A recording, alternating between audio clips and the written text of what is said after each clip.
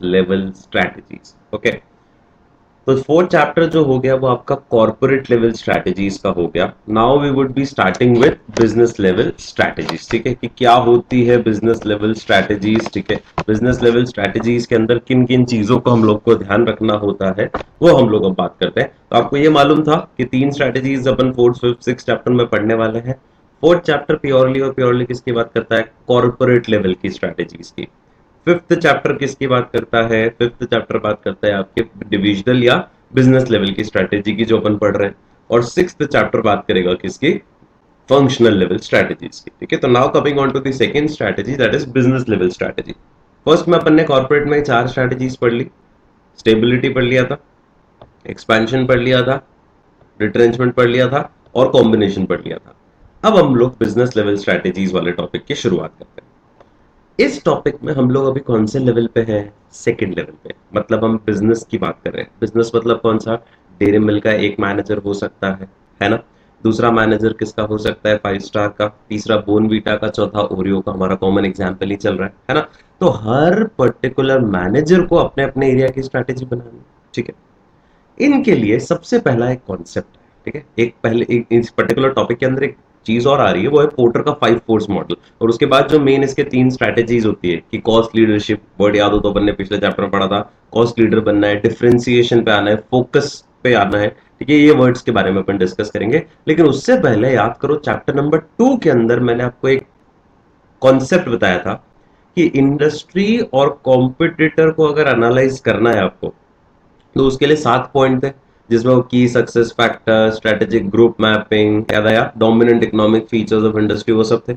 और उसके अंदर एक फीचर था, एक फैक्टर था कि nature and extent of competition को भी एनालाइज करना है, और उसके लिए पोर्टर का 5 फोर्स मॉडल आपको पढ़ना है। ठीक है, और मैंने तब आपको बोला था कि आने वाले चैप्टर में आएगा, जो कि चैप्टर नंबर 5 में उसका फंडा दे रखा है। तो मस्त कॉन्सेप्ट है।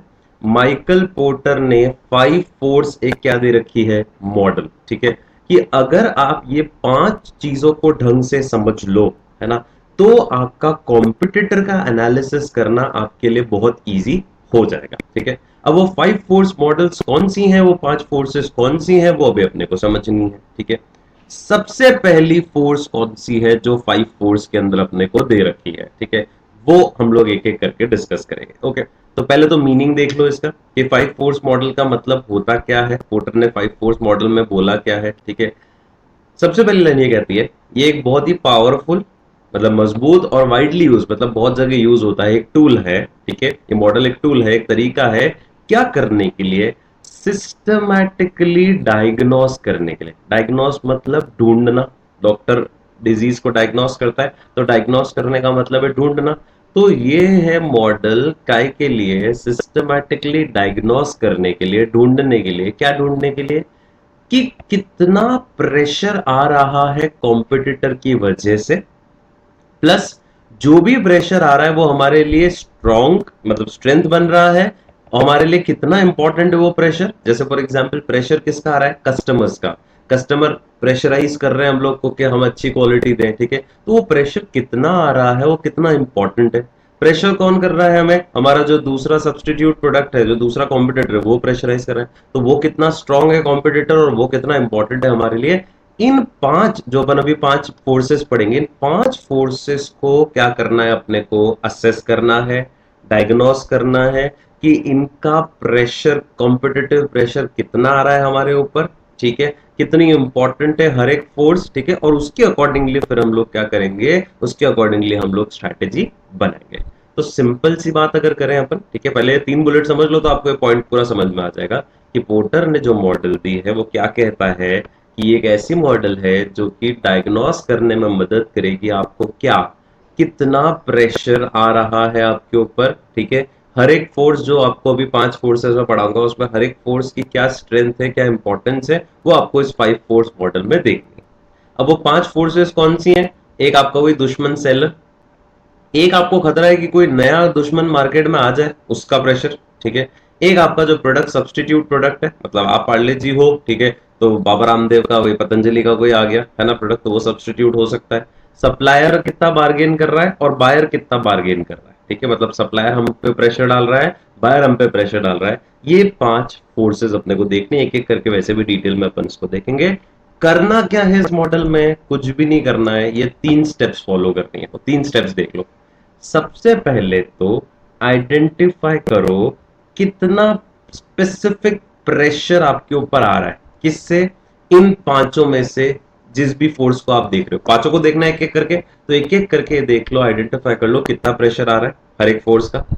फिर ये देख लो कि वो प्रेशर कितना स्ट्रांग है। मतलब अब इसमें 5 कैटेगरी बना रखी है। बहुत खतरनाक प्रेशर आ रहा है उस पर्टिकुलर फैक्टर का, तो फियर्स में आएगा, ठीक है। थोड़ा बहुत ज्यादा खतरनाक नहीं है लेकिन अच्छा है, तो स्ट्रांग।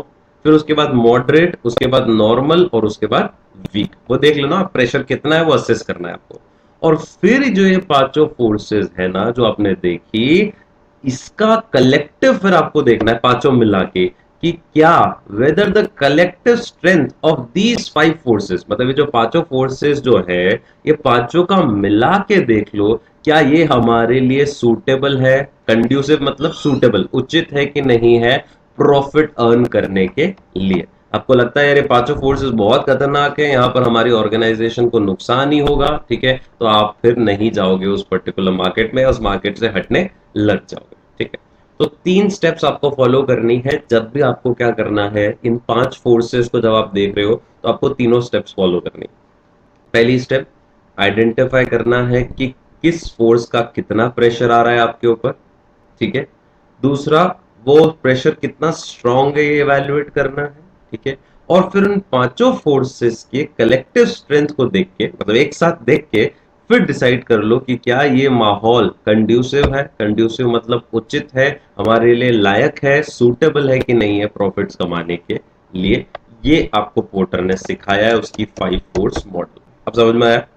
तो पोर्टर का 5 फोर्स मॉडल क्या है? कुछ भी नहीं है, ये एक ऐसा मॉडल है जिससे हम लोग डायग्नोस कर रहे हैं, ढूंढ रहे हैं कि कितना प्रेशर आ रहा है, कॉम्पिटिटिव प्रेशर उन फोर्सेस का जो हम पांचों फोर्सेस की बात कर रहे हैं, और उसकी स्ट्रेंथ और उसकी इंपॉर्टेंस कितनी है। 5 फोर्सेस कौन सी है वो भी अपन वैसे भी डिटेल में देखने वाले। करना आपको 3 स्टेप्स है। पहला, आपको आइडेंटिफाई करना है, ठीक है, फोर्सेस को, है ना। Identification is the keyword here. Second, ये जो फोर्सेस आपने देखी इनको आपको इवैल्यूएट करना है कि कितनी स्ट्रांग है, ठीक है। और फिर देखना है कि ये कलेक्टिव इनका सबका मिला के देख लो अगर, तो ये हमारे लिए उचित है कि नहीं है प्रॉफिट्स कमाने के लिए। अब एक एक करके एक एक फोर्स पे आते हैं। एग्जाम में क्वेश्चन एक एक फोर्स पे आएगा, या तो स्टेप्स ही आ सकती है सिंपल, ठीक है, ये एक एक उसके ऊपर क्वेश्चन है, उसमें से भी पहली फोर्स, ठीक है, और आपकी चौथी फोर्स ये ज्यादा काम की है, ठीक है। बाकी भी पढ़नी है क्योंकि एमसीक्यू या जनरल में पूछ सकते हैं आपसे, बट अपने को पहला और पांचवे पे ध्यान देना जरा। सबसे पहला क्या आ रहा है, थ्रेट ऑफ न्यू एंट्रेंट, मतलब कोई नया दुश्मन मार्केट में आ जाए, इसका खतरा तो है ही है। भाई कोई नई कंपनी उसमें एंटर कर जाए उस फील्ड में जिस फील्ड में आप काम कर रहे हो, तो आपके खतरा है ही है, ठीक है। बिस्किट्स वालों को कितना नुकसान हुआ, हेयर ऑयल वालों को कितना नुकसान हुआ, शैम्पू वालों को कितना नुकसान हुआ जब पतंजलि आया था, ठीक है। सो यहां पर एक ही क्वेश्चन है, तो पहली लाइन तो सिंपल है कि जितनी नई कैपेसिटी और नई प्रोडक्ट रेंज वो लाएगा नया वाला दुश्मन, उतना ही ज्यादा कॉम्पिटेटिव प्रेशर आपके ऊपर होगा, और जितना बड़ा वो एंट्रेंट होगा, बड़ी ऑर्गेनाइजेशन होगी, उतना ही सीवियर आपके ऊपर, मतलब उतना ही खतरनाक आपके ऊपर इफेक्ट आएगा। ये तो लाइन सिंपल है। अब एग्जाम में क्वेश्चन ये आएगा, क्या बताओ बैरियर्स क्या हैं उसको रोकने के लिए, मतलब उन नए दुश्मनों को जो मार्केट में अभी तक है नहीं लेकिन आने वाले हैं, उनको रोकने के लिए क्या बैरियर्स लगा सकते हैं, क्या रुकावट लगा सकते हैं क्या कि वो एंटर न करे मार्केट में। कौन से केसेस ऐसे हैं कि वो रुक जाएंगे, वो नहीं आएंगे मार्केट में, तो कॉमन बैरियर्स कौन से हैं एंट्री के, वो आपको यहां पर बता रहे हैं। इजी है। सबसे पहला है कैपिटल रिक्वायरमेंट। अगर मान लो किसी इंडस्ट्री में घुसने के लिए, उस पर्टिकुलर बिजनेस को चालू करने के लिए बहुत बड़ा अमाउंट ऑफ कैपिटल चाहिए होता है, तो वो सारी फर्म्स फिर नहीं आ पाएंगी। फिर वो फर्म्स जिनके पास फंड नहीं है, वो अपने आप ही इसमें एंट्री नहीं ले पाएंगे, उनके लिए बैरियर खड़ा हो गया। तो इससे फायदा ये हुआ कि जो एग्जिस्टिंग बड़ी फर्म्स है वो अपना फायदा कंटिन्यू कमा सकती है, क्योंकि छोटे छोटे फर्म्स उस मार्केट में घुस ही नहीं सकती, क्योंकि वहां कैपिटल की रिक्वायरमेंट बहुत बड़ी है। जैसे सीमेंट की फैक्ट्री खोलनी तो इतना आसान नहीं, इसलिए आपने देखा होगा बहुत ज्यादा कंपनियां सीमेंट की फैक्ट्रीज में इन्वॉल्व नहीं। तो पहला पॉइंट, जब लार्ज अमाउंट ऑफ आपको क्या चाहिए, कैपिटल चाहिए उस इंडस्ट्री में एंटर करने के लिए, तो फर्म्स जिनके पास फंड्स नहीं है वो अपने आप ही बाहर हो जाती है। बार्ड मतलब हो जाती है, रुक जाती है, बार्ड हो जाती है मतलब स्टॉप हो जाती है, ठीक है, उस इंडस्ट्री में आने से। इससे किसको फायदा हुआ? इससे जो मौजूदा फर्म्स है उनकी प्रॉफिटेबिलिटी बढ़ जाती है क्योंकि नया दुश्मन आएगा ही नहीं, ठीक है। पहला बैरियर तो ये हो सकता है। दूसरा बैरियर है इकोनॉमीज ऑफ स्केल। अगर आप बल्क में प्रोडक्शन करते हो, इकोनॉमीज ऑफ स्केल वर्ड सुना है ना? अगर आप बल्क में प्रोडक्शन करते हो तो बल्क में प्रोडक्शन करने से पर यूनिट कॉस्ट क्या हो जाती है? कम, है ना? अब कोई नई फर्म उस मार्केट में आने से पहले 10 बार सोचेगी, क्योंकि नई फर्म आते ही तो बल्क प्रोडक्शन कर नहीं सकती। नई फर्म आते ही तो क्या नहीं कर सकती है, बहुत ज्यादा इकोनॉमिक्स ऑफ स्केल का फायदा नहीं उठा सकती। तो इनिशियली उसके प्रोडक्ट की प्राइस, उसकी कॉस्ट हमेशा ज्यादा होगी। तो कस्टमर क्यों जाएगा ऐसी नई फर्म के पास जिसकी नई भी है प्लस प्राइस भी ज्यादा है वो, ठीक है? तो वहां जाएगा ही नहीं, वो हमारे पास ही रहेगा, ठीक है। तो वो नई फर्म 10 बार सोचेगी एंट्री करने से पहले, यार ये ऑलरेडी जो फर्म है तो वैसे ही इतने सस्ते पे बेचे, इतने सस्ते पे बेचना हमारे लिए पॉसिबल नहीं होगा उस मार्केट में जाने के बाद। तो second point is economies of scale. क्या लिखा है? A large firm that enjoys economies of scale can produce high volume of goods at a successively lower cost। तो एक बड़ी फर्म जो इकोनॉमीज ऑफ स्केल का मतलब वही लार्ज स्केल पे प्रोडक्शन कर रही है, तो ऑटोमेटिकली उसकी पर यूनिट कॉस्ट कम है। तो ये डिस्करेज करेगी किसको? न्यू एंट्रेंट को मार्केट में आने से, कि यार ऑलरेडी इसकी प्राइस कम है, हम नहीं जाते हैं मार्केट में, ठीक। दूसरा बैरियर। तीसरा बैरियर इज प्रोडक्ट डिफरेंशिएशन, ठीक है। प्रोडक्ट डिफरेंशिएशन का मतलब है आपने अपना प्रोडक्ट जो है इतना यूनिक बना रखा है, मतलब उसमें ऐसे फीचर्स हैं जो बाकी कहीं नहीं मिलेंगे आपको। तो अब क्या होगा, जो नया एंट्रेंट मार्केट में आने से पहले सोचेगा क्या, यार ये वाला जो डिफरेंट प्रोडक्ट ये देता है, इसके लिए अगर मैं एक बनाना चाहूं तो मेरे लिए खर्चा बहुत आ जाएगा, ठीक है। भाई कुछ यूनिक चीज आप डाल रहे हो, आपने सालों से स्पेशलाइज किया उस चीज में, और आप उस अपने प्रोडक्ट के अंदर कुछ यूनिक रखते हो हमेशा, ठीक है। अब कोई नया एंट्रेंट आने के भी सोचेगा ना, तो 10 बार वो ये सोचेगा, यार ये नया यूनिकनेस तो मेरे को आती भी नहीं है, और आएगी भी सही तो उसके लिए खर्चा बहुत करना पड़ेगा उस प्रोडक्ट को बनाने के लिए, क्योंकि वो यूनिकनेस डालने के लिए खर्चा भी आएगा, ठीक है। तो वो वैसे ही नहीं आएगी उस मार्केट में अगर आपका प्रोडक्ट यूनिक है, डिफरेंशिएटेड है, ठीक है। तो डिफरेंशिएशन भी एक तरह से एंट्री बैरियर लगा देता है, रीइंफोर्स कर देता है, मतलब लागू कर देता है बैरियर्स। बिकॉज बिकॉज रीजन यहां है क्या? The cost of creating that genuine difference, मतलब वो डिफरेंस अगर आपको अपने प्रोडक्ट में भी डालना है तो उसका खर्चा बहुत ज्यादा होता है। क्लियर? चौथा पॉइंट क्या है? Switching cost. ये भी मस्त पॉइंट है, सुनो। कस्टमर अभी आपके साथ है, अब कोई नया एंट्रेंट मार्केट में आता भी है मान लो, ठीक है, तो कस्टमर यहां से वहां जाना भी चाहता है तो वो नहीं जा सकता। क्यों पता है? क्योंकि स्विच करने की कॉस्ट बहुत ज्यादा है। अब ऐसा कैसे हो सकता है सर? सारे प्रोडक्ट्स में नहीं हो सकता। खाने पीने की चीजों में तो आराम से स्विच कर सकते हो कि मेरे को आज पार्ले जी नहीं खाना है, मेरे को पतंजलि का बिस्किट खाना है, दैट इज फाइन, उसमें कोई रोक नहीं सकता आपको। उसमें नहीं बोल सकता लाओ उधर जाना है तो लाओ मेरे को अभी 10,000 रुपए दो, ठीक है, नहीं। लेकिन कुछ जगह जैसे सॉफ्टवेयर के अंदर हो गया, जैसे आप एक एआईएस के अंदर कॉन्सेप्ट पढ़ोगे क्लाउड कंप्यूटिंग का, ठीक है। क्लाउड कंप्यूटिंग का मतलब होता है सारा डेटा क्लाउड पे स्टोर्ड है। अब क्लाउड क्या है? अगर नॉर्मली सुना है आप लोगों ने तो it's a third party service provider जहां पे हमने हमारा डेटा सेव कर रखा है, जैसे जीमेल पे हमारा डेटा पड़ा हुआ है, तो ये थर्ड पार्टी सर्विस प्रोवाइडर है जिसने हमारा डेटा सेव कर रखा है, मेरे मेल सेव कर रखे है ना। तो उस केस में क्या होता है, अगर आप एक्स सर्विस प्रोवाइडर से सर्विस ले रहे हो अभी, अब अगर आपको वाई सर्विस प्रोवाइडर पे जाना है तो एक्स सर्विस प्रोवाइडर बोलेगा भैया हमारे यहाँ पे स्विचिंग कॉस्ट लगती है, मतलब आप अगर उधर जाना चाहो जाओ, मुझे कोई दिक्कत नहीं है, पर हमारे यहाँ 1 लाख रुपए दे के जाओ, तब हम आपका डेटा आपका देंगे, ठीक है, या उसको उस फॉर्मेट में देंगे जिस फॉर्मेट में सामने वाली कंपनी में सेव कर सकते हो, ठीक है। तो जब स्विचिंग कॉस्ट बहुत ज्यादा होती है तो कस्टमर सोचेगा फालतू क्यों जाओ उस नई के पास, इसी पर टिक जाते हैं, नहीं तो इधर से उधर जाने का खर्चा इतना ज्यादा हो जाएगा, ठीक है। तो वहां पर भी नया जो फर्म है वो आएगी, आने से पहले 10 बार ये सोचेगी मार्केट में कि जब कस्टमर स्विच करेगा ही नहीं, क्योंकि स्विचिंग कॉस्ट बहुत ज्यादा लगेगी कस्टमर को, तो जब कस्टमर स्विच करेगा ही नहीं तो हमारे पास फोन आएगा, ठीक है, तो वो आएगी। तो जब स्विचिंग कॉस्ट हाई है तो बायर्स आर ऑफन रिलक्टेंट, मतलब बायर्स जनरली मना करते हैं, अवॉइड करते हैं, रिलक्ट करते हैं चेंज करने से। फॉर एग्जाम्पल माइक्रोसॉफ्ट का विंडोज आप यूज कर रहे हो, अब अगर आपको किसी दूसरे ऑपरेटिंग सिस्टम पे शिफ्ट करना है, ठीक है, तो उसकी स्विचिंग कॉस्ट बहुत ज्यादा लगती है, क्योंकि इसका वर्जन अलग चलता है विंडोज का, और बहुत सारी चीजें विंडोज की एंड्रॉइड में नहीं चलेंगी, है ना। Next is brand identity. सालों से आपने क्या डेवलप कर लिया, अपनी ब्रांडिंग, ब्रांड डेवलप कर लिया आपने, सालों से अपने रिसोर्सेज इस ब्रांड को डेवलप करने के लिए लगाए हैं। अब कोई नई फर्म अगर आना भी चाहे तो लोग उसके पास जाएंगे नहीं, क्योंकि ब्रांड आपकी अच्छी है, उसका तो नाम ही नहीं सुना है लोगों ने।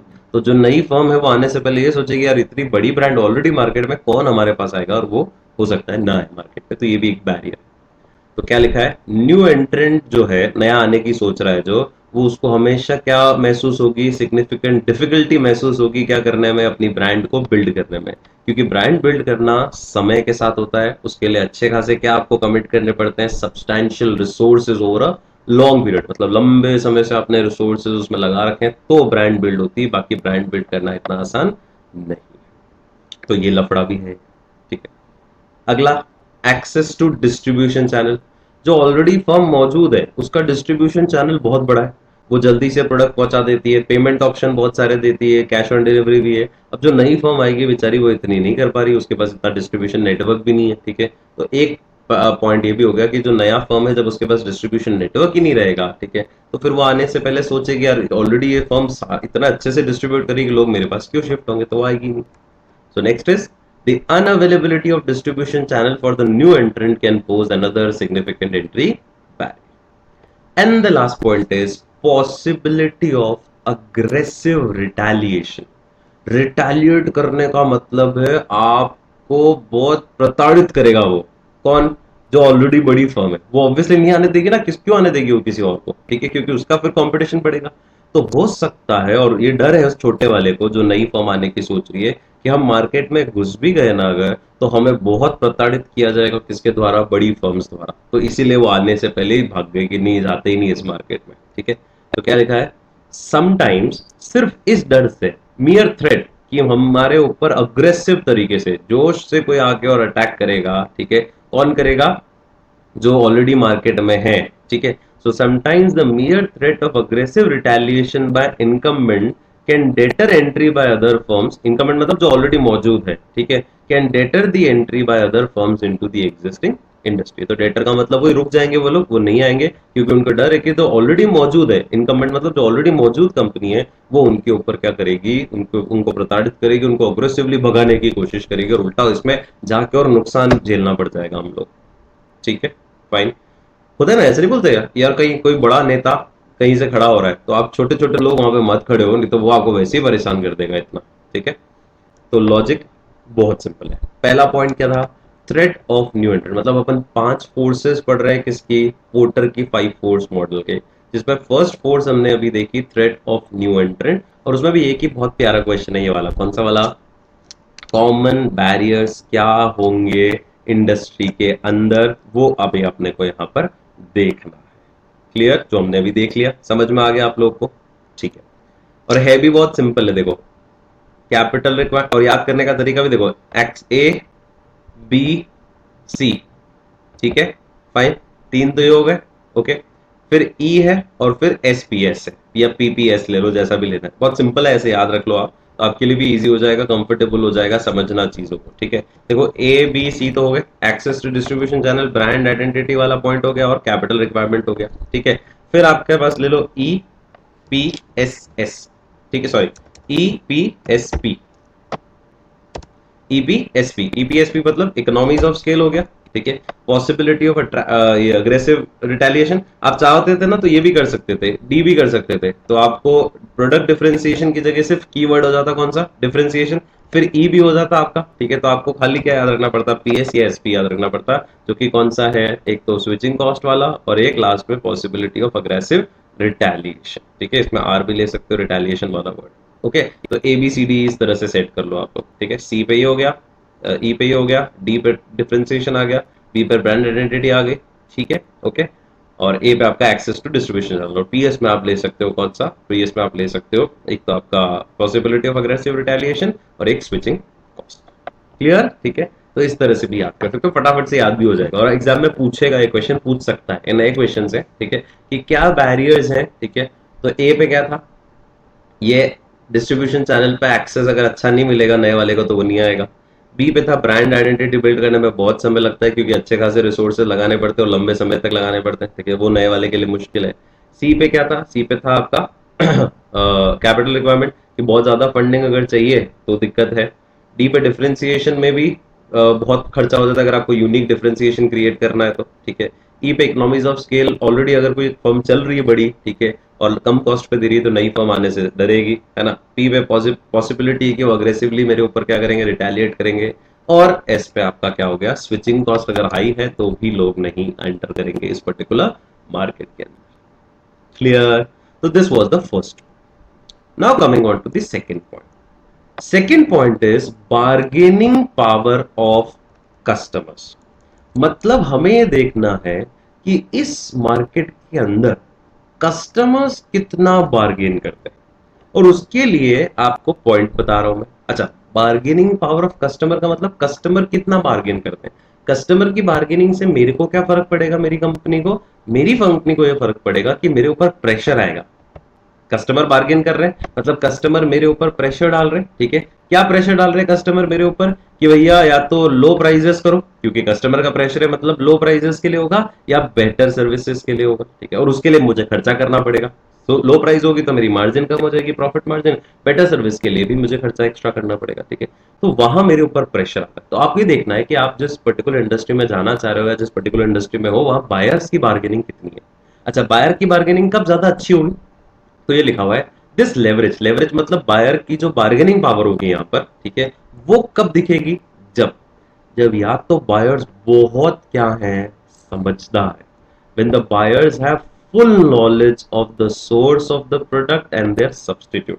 मतलब बायर बहुत शाना है, वो आके क्या बोलता है, भैया यार ये प्रोडक्ट, ये जो जिस माल से आपने बनाया, जिस रॉ मटेरियल से, वो तो बहुत सस्ते में मिलता है मार्केट में, ठीक है। या फिर देखो इस आपका आप दे रहे हो तो दो, नहीं तो सब्सटीट्यूट आपका अवेलेबल है, ठीक है, तो वहां मेरे ऊपर प्रेशर है, मुझे उसको सस्ते में देना ही पड़ेगा। या फिर सेकंड केस कब हो सकता है, जब बायर खूब सारा खर्चा करते हैं, मतलब बायर्स आर बिग बायर्स, मतलब बल्क में खरीदता है कोई बायर, ठीक है, लाओ 1 लाख टन मुझे दे दो। तो जब बल्क में कोई खरीदता है तो ऑब्वियसली जो सेलर है वो बार्गेन करता ही करता है। और तीसरा, जब आप जो प्रोडक्ट बेच रहे हो ना, it is not perceived by the buyer as critical to the buyers need. मतलब जो प्रोडक्ट आप बेच रहे हो वो बायर की जरूरतों के लिए बहुत ज्यादा एसेंशियल नहीं है, मतलब वो नहीं भी यूज करेगा उस प्रोडक्ट को तो चल जाएगा, ठीक है। एंड एक तो वो ये पॉइंट हो गया कि बायर को उस प्रोडक्ट की बहुत ज्यादा जरूरत नहीं है, ठीक है, मतलब नहीं भी मिलेगा तो उसको कोई फर्क नहीं पड़ेगा, तो फिर उस केस में तो सेलर की गरज है उसको बेचना है, ठीक है। एक और point, buyers are more concentrated than the firm supplying the product. मतलब बायर्स की संख्या या तो मैं बोलूं कम है, ठीक है, या बायर्स ने ग्रुप बना रखा है और सप्लायर्स खूब सारे, सप्लायर्स 100 है, बायर्स जो है वो 5 है, उन्होंने भी एक ग्रुप बना लिया, तो वो बार्गेन कर ही सकते हैं, ठीक है। क्योंकि क्या होगा, आप नहीं दोगे तो वो स्विच कर जाएगा किस पे, दूसरे प्रोडक्ट के ऊपर, है ना। तो जो ये वाला पॉइंट था बिग बायर वाला, वही लॉजिक यहाँ पर भी है, ठीक है। बस यहाँ एरिया वाइज बता रखा है, वहां क्वांटिटी वाइज बल्क में खरीदता है, ठीक है। तो लॉजिक बहुत सिंपल, कि बायर की बार्गेनिंग पावर भी इफेक्ट कर सकती है आपको, ठीक है। आपको देखना है कि बायर की बार्गेनिंग पावर कितनी है इस मार्केट में, तो उसके अकॉर्डिंगली मुझे उस प्रेशर को भी एनालाइज करना है कि स्ट्रॉन्ग कितना है प्रेशर, और इसका मैं फायदा उठा सकता हूं या नहीं उठा सकता हूं, ठीक है। 3-4 केसेस थे, बहुत सिंपल केसेस है। ये छोटा सा क्वेश्चन है कि कब बायर की बार्गेनिंग पावर ज्यादा होगी, जब बायर को पूरी नॉलेज है, जब बायर बल्क में खरीदता है, जब बायर के लिए वो प्रोडक्ट बहुत जरूरी नहीं है उसकी नीड्स के लिए, ठीक है, और बायर्स जो है वो ज्यादा कॉन्सेंट्रेटेड है, सप्लायर्स बहुत ज्यादा है, ठीक है, तो वहां पर भी ये पॉसिबल। जस्ट रिवर्स करते हैं इसका, बार्गेनिंग पावर ऑफ सप्लायर। मैं जिससे रॉ मटेरियल खरीदता हूं, अभी मेरे कस्टमर की बात करता हूं, मैं मेरे सप्लायर की बात कर रहा हूं, कि मैं जिस पर्टिकुलर सप्लायर से रॉ मटेरियल खरीदता हूं उसकी बार्गेनिंग पावर भी मेरे को इन्फ्लुएंस करेगी। कैसे भाई, बायर बार्गेनिंग पावर किसकी है, इस बार किसकी, सप्लायर की। सप्लायर की बार्गेनिंग पावर का मतलब वो महंगे में बेच रहा है और मुझे खरीदना ही पड़ेगा, तो वो इन्फ्लुएंस करेगा किसको, मेरी प्रॉफिटेबिलिटी को।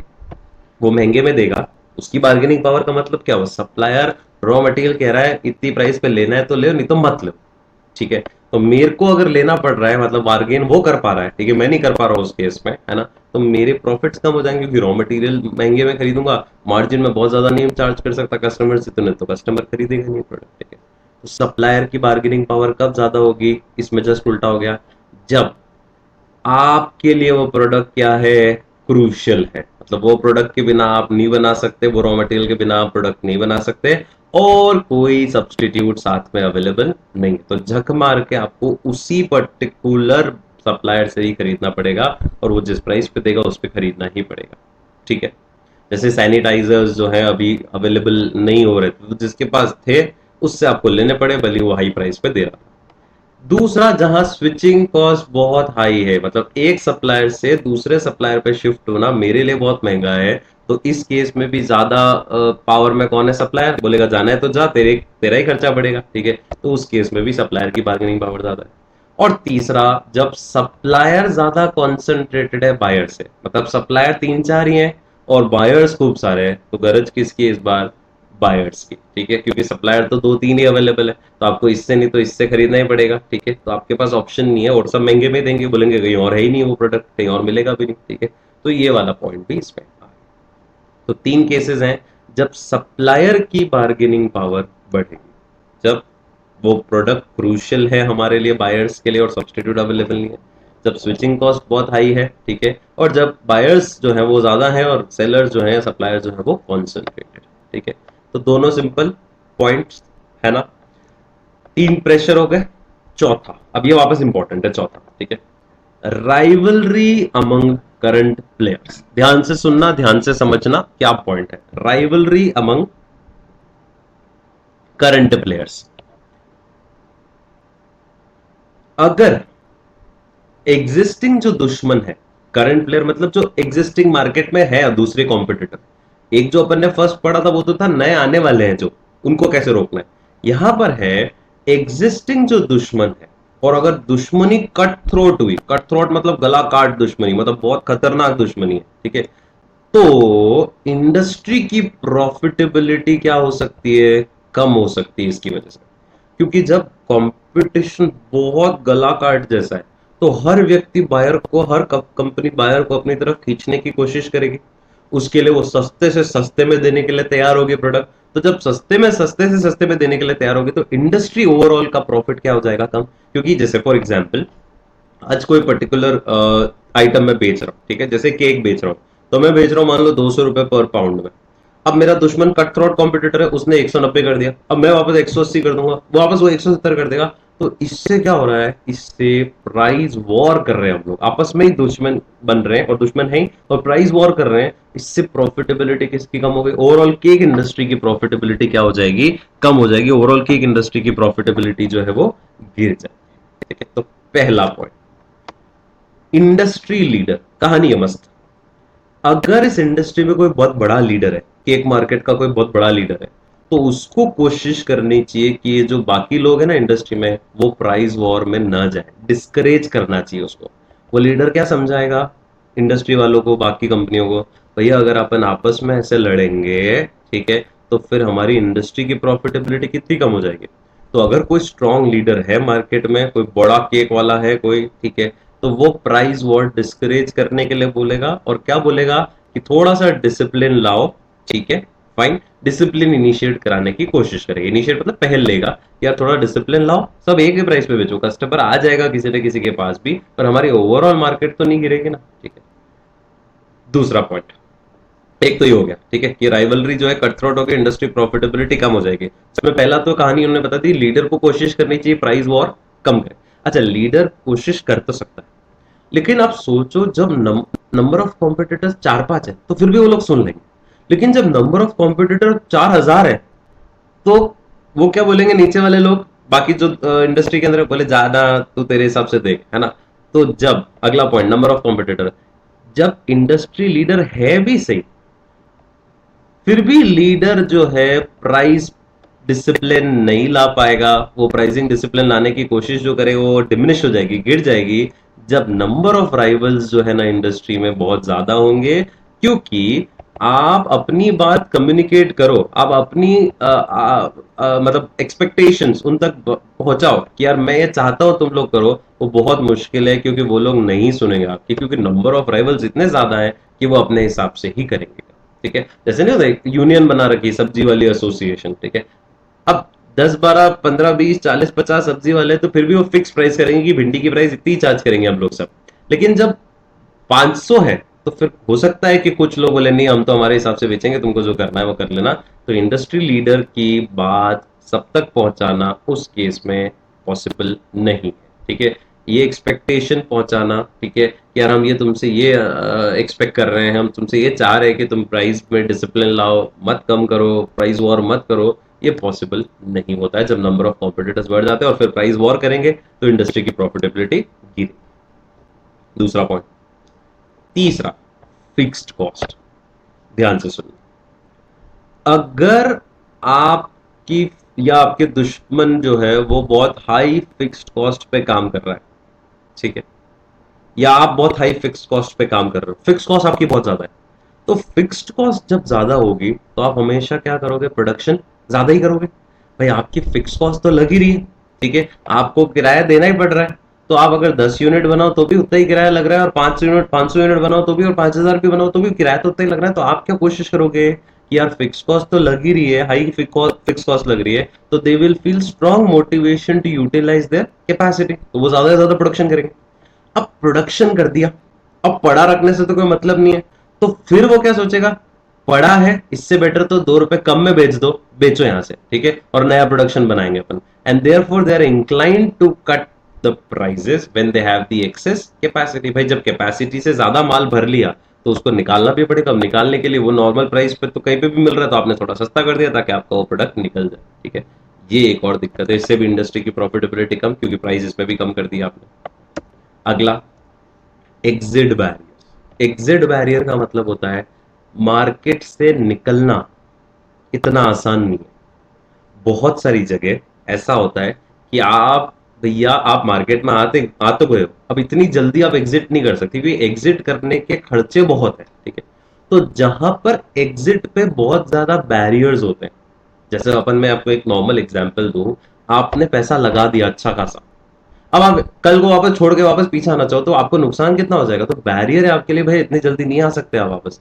तो जहां पर बैरियर, या फिर लॉ में कहीं लिखा है कि भैया 1 साल कम से कम आपको ये चलाना ही पड़ेगा अगर आपने शुरू किया है तो, ठीक है। तो जहां पर बैरियर्स लगे हुए हैं एग्जिट्स के ऊपर, मतलब आप इतनी आसानी से एग्जिट नहीं कर सकते, बाहर नहीं जा सकते, तो फिर जब बाहर नहीं जा सकते तो वो क्या करेगा कंपनी, वो कंपनी वहीं रहेगी। अब वही रहेगी तो ऐसे बैठे तो रहेगी नहीं, कुछ ना कुछ तो बनाएगी। जब कुछ ना कुछ बनाएगी, ठीक है, और उसको मालूम है अल्टीमेटली मुझे बाहर निकलना ही है, तो जितना प्रॉफिट थोड़ा बहुत कमा सकूं अभी कमा लेता हूं, तो वो प्राइसेस कम करके भी बेचने में तैयार होगी, ठीक है। तो ऐसी कंपनियां ओवरऑल इंडस्ट्री को भी नुकसान पहुंचाती है, ठीक है? क्या लिखा है, जब बैरियर्स है एग्जिट्स के ऊपर और वो बैरियर बहुत पावरफुल है, तो कॉम्पिटिटर जो डिजायर कर रहा था एग्जिट करने का, मतलब जो सोच रहा था एग्जिट करने का, अब वो एग्जिट नहीं करेगा, मैं रीफ्रेन फ्रॉम लिविंग, रीफ्रेन मतलब अवॉइड करेगा, वो निकल के नहीं जाएगा।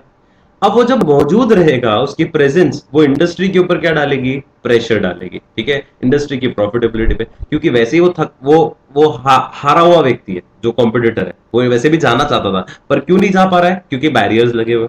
तो वो रहेगा भी सही ना, तो वो कोई ना कोई नुकसान ही पहुंचाएगा, नेगेटिविटी ही लाएगा, और ओवरऑल प्रॉफिटेबिलिटी पूरी इंडस्ट्री की, बाकी कॉम्पिटिटर्स की इफेक्ट करेगा। Clear. Next point, product differentiation. अगर आपका प्रोडक्ट सिमिलर है, मतलब बहुत ज्यादा कोई डिफरेंशिएशन नहीं है, जैसे ये नहीं होती मेमोरी चिप्स होती है, पेन ड्राइव्स हो गई, ठीक है, अब इनमें क्या होता है, बिल्कुल डिफरेंस नहीं, कोई भी मेमोरी चिप लो, कोई भी पेन ड्राइव लो, लगभग एक जैसी ही होती है, ठीक है, कोई भी कंपनी की ले लो, तो वहां पर सब लोग सस्ते में बेचने के लिए तैयार होते हैं, ठीक है, प्लस चाइनीज मार्केट और है तो वो और सस्ते में देनी पड़ती है। तो profitability tends to be lower उन इंडस्ट्रीज में जहां पर अनडिफरेंशिएटेड, मतलब लगभग सिमिलर सिमिलर कमोडिटीज है, क्योंकि जहां डिफरेंशिएशन होता ना, तो जहां कुछ यूनिक है वहां तो आप हाई प्राइस चार्ज चार्ज कर भी सकते हो कि यार ये यूनिक दे रहा हूं तो इसकी हाई प्राइस चार्ज करूंगा, लेकिन जहां बिल्कुल सिमिलर है तो वो सब्सटीट्यूट अवेलेबल है तो आपको सस्ते में ही देना पड़ेगा, ठीक है, और वहां पर भी ओवरऑल इंडस्ट्री की प्रॉफिटेबिलिटी कम हो जाएगी। एंड लास्ट है स्लो ग्रोथ। इंडस्ट्री की ग्रोथ अगर स्लो चल रही है तो सारे राइवल्स क्या करेंगे, फुल हार्डर काम करेंगे, सब कोशिश करेंगे थोड़ा ग्रो करने की, ठीक है, और सब कोशिश करेंगे कि अपना मार्केट शेयर बरकरार रखें। अब ये कैसे पॉसिबल होगा, जब वो मार्केट में सस्ते में बेचेंगे प्रोडक्ट तभी वो ग्रो कर पाएंगे, तभी वो मार्केट शेयर मेंटेन कर पाएंगे। So the resulting intensive rivalry, मतलब खतरनाक जो राइवलरी है, इससे प्रॉफिटेबिलिटी वापस कम होनी है, क्योंकि दुश्मनी जितनी खतरनाक होगी उतना फायदा बायर्स को तो मिलेगा, लेकिन उतना इंडस्ट्री की प्रॉफिटेबिलिटी जो है वो क्या हो जाएगी, वो नुकसान में चली जाएगी। तो इसका सिंपल टॉपिक समझ में आया। राइवलरी आपस में जो है वो अगर कट थ्रोट है तो इंडस्ट्री की प्रॉफिटेबिलिटी इससे गिर जाती है। कैसे? 6 पॉइंट्स है, ठीक है। पहला, लीडर बहुत स्ट्रांग है तो वो डिस्करेज करेगा प्राइस वॉर, ठीक है। पर फिर भी नंबर ऑफ कॉम्पिटिटर जहां ज्यादा है तो बहुत मुश्किल होगा एक्सपेक्टेशन कम्युनिकेट करना। फिक्स कॉस्ट जहां ज्यादा है वहां दिक्कत आनी है। एग्जिट बैरियर जहां ज्यादा है तो वहां टिका रहेगा, तो फिर वो बाहर नहीं जाएगा, बाहर नहीं जाएगा तो प्रेशर डालेगा। प्रोडक्ट जहां बिल्कुल डिफरेंशिएटेड नहीं है वहां दिक्कत है, और जहां ग्रोथ स्लो है तो हर बंदा सस्ते में बेच के अपनी मार्केट शेयर मेंटेन करने की कोशिश करेगा। सो ये सारे हो गए rivalry among the current players. And the last point is threat from substitute. Substitute product अगर कोई है जो मेरे जैसा ही प्रोडक्ट है और वो प्राइस में सस्ते में दे रहा है या वो परफॉर्मेंस अच्छी दे रहा है, ठीक है, मतलब मेरे से ज्यादा अच्छा परफॉर्म कर रहा है सब्सटीट्यूट प्रोडक्ट, तो कंज्यूमर्स जो है वो उधर शिफ्ट हो जाएंगे और इट विल ड्रास्टिकली, मतलब ये अच्छा खासा बदलाव लाएगा, ऑल्टर करेगा मेरे कॉम्पिटिटिव नेचर को, कैरेक्टर को, मेरी प्रकृति को, और इंडस्ट्री की प्रकृति में भी चेंज आएगा। भाई मैं प्रोडक्ट पार्ले जी दे रहा हूँ, वो पतंजलि दे रहा है, मेरा मैदे का बिस्किट है उसका आटे का, तो परफॉर्मेंस में एडवांटेज दे रहा है, प्लस मेरा थोड़ा सा महंगा है उसका मान लो थोड़ा सस्ता है, तो ऑटोमेटिकली कस्टमर उधर शिफ्ट कर जाएगा। तो मैदे वाले बिस्किट्स की जो इंडस्ट्री है या कॉम्पिटेटिव कैरेक्टर है इस इंडस्ट्री का मैदे वाले साइज का, वो अच्छा खासा इफेक्ट हो सकता है। ये पांचवा प्रेशर है आपके ऊपर। तो सब्सटीट्यूट वाला भी पॉइंट क्लियर हो गया, ठीक है, कि थ्रेट है आपको किससे? Substitute products. समझ में आया? ठीक है। तो टोटल कितनी फोर्सेस हैं? 5 फोर्सेस। पहली, थ्रेट ऑफ न्यू एंट्रेंट का खतरा है। दूसरा, बार्गेनिंग पावर ऑफ कस्टमर्स। तीसरा, बार्गेनिंग पावर ऑफ सप्लायर्स। चौथा, rivalry among the current players, ठीक है। एंड पांचवा, थ्रेट फ्रॉम सब्सटीट्यूट। क्लियर? ठीक है। तो ये हो गया आपका पहला कॉन्सेप्ट जो था, कौन सा? कि पोर्टर का 5 फोर्स मॉडल क्या होता है। कंफर्टेबल? So that's it. ये वाला तो हो गया कॉन्सेप्ट हमारा। ओके, तो आगे बढ़े हम लोग, और अब माइकल पोर्टर की जेनेरिक स्ट्रेटजीज की हम लोग अब बात करना शुरू करते हैं, ठीक है। माइकल पोर्टर ने कुछ जेनेरिक स्ट्रेटजीज भी दी है, ठीक है। तो अपन ने अभी जो लेक्चर में पढ़ा लास्ट, ठीक है, वो था कि पोर्टर की 5 फोर्स मॉडल क्या है। अब पोर्टर ने कुछ जेनेरिक स्ट्रेटजीज भी दी हैं, किसके लिए? बिजनेस लेवल के लिए, ठीक है। मतलब क्या बोला कि अगर ऑर्गेनाइजेशन को क्या पाना है? कॉम्पिटिटिव एडवांटेज पाना है, ठीक है। अगर ऑर्गेनाइजेशन को कॉम्पिटिटिव एडवांटेज गेन करना है तो उसको 3 ऑप्शंस दिए हैं। या तो कॉस्ट लीडर बन जाओ, या डिफरेंशिएशन कर लो, और साथ साथ एक और दिया है, फोकस कर लो, ठीक है। अब ये क्या होता है मैं आपको अभी लॉजिक समझाता हूं। मैंने हल्का सा लॉजिक आपको कुछ लेक्चर्स पहले जब अपन चैप्टर 4 पढ़ रहे थे तब बताया था। एक होती है कॉस्ट लीडरशिप, मतलब कॉस्ट कम करनी है आपको अपनी, मतलब आप मार्केट में इतनी कम कॉस्ट कर दो, ठीक है, कि आप सबसे बड़े लीडर बन जाओ, सबसे कम प्राइस पे बेचने वाले, ठीक है। एक होता है डिफरेंशिएशन, कि आप अपना प्रोडक्ट जो है बहुत यूनिक बना लो, ठीक है। और एक होती है फोकस, मतलब सिर्फ आप एक टारगेट मार्केट के ऊपर फोकस करो, पूरी इंडस्ट्री पे फोकस करने की जरूरत नहीं। क्या है, मैं अभी एक डायग्राम से आपको क्लियर कर देता हूं। देखो डायग्राम। डायग्राम ये कहता है कि आपका टारगेट एरिया ब्रॉड है या आपका टारगेट एरिया नैरो है। मतलब आप पूरे मार्केट में फोकस कर रहे हो कि आपको सिर्फ अभी कोई स्पेसिफिक मार्केट में ही फोकस करना है। तो अगर आपका ब्रॉड टारगेट है कि मैं तो पूरी इंडस्ट्री में, पूरे मार्केट में मेरा टारगेट यही है कि मैं सस्ता प्रोडक्ट बनाऊं, लो कॉस्ट बनाऊं, तो उसको बोलते हैं कॉस्ट लीडरशिप। और आपका टारगेट है कि आप पूरे मार्केट में, ब्रॉड मार्केट में प्रोडक्ट अपना थोड़ा यूनिक बनाओ, तो उसको बोलते हैं डिफरेंशिएशन।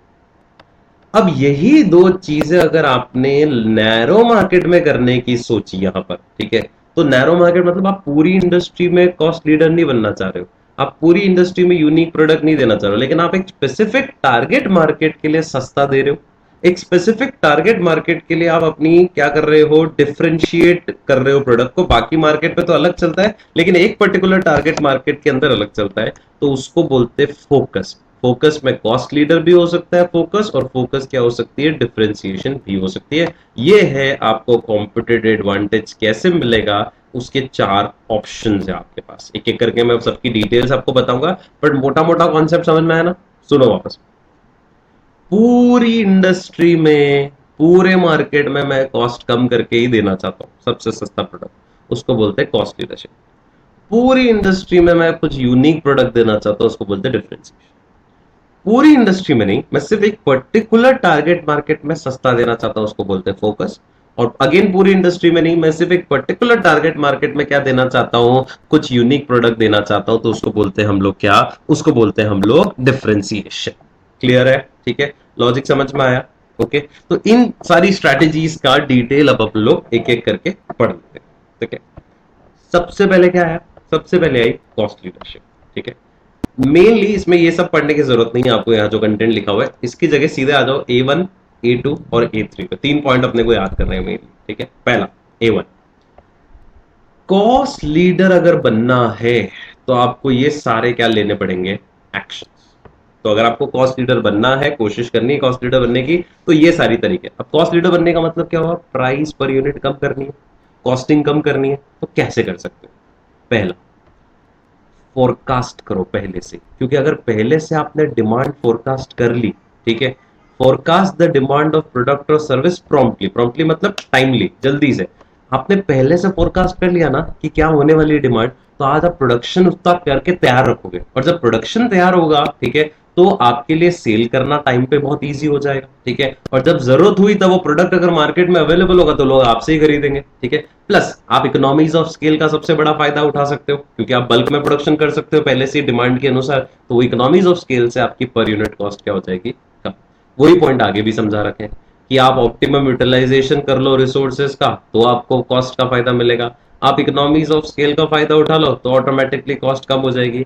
आप अपने प्रोडक्ट को स्टैंडर्डाइज रखो, मतलब बार बार उसमें बदलाव मत करो, क्योंकि बार बार बदलाव नहीं करोगे तो मशीन एक ही स्पीड से फटाफट चलती जाएगी, काम करती जाएगी, तो वहां पे भी कॉस्ट पर यूनिट जो है आपकी लो हो जाएगी। फिर आप कॉस्ट सेविंग वाली टेक्नोलॉजीज में पैसा लगाओ। ठीक है, एडवांस टेक्नोलॉजी का इस्तेमाल करो, समय की कम बर्बादी होगी, एफर्ट कम लगेगा, तो पैसा बचेगा। ठीक है, और आप डिफरेंशिएशन पे जाने पे रेजिस्ट करो। रेजिस्ट मतलब अवॉइड करो, कि आप अपना प्रोडक्ट यूनिक मत बनाने की कोशिश करो, क्योंकि जिस दिन यूनिक बनाने की कोशिश करी खर्चा बढ़ेगा।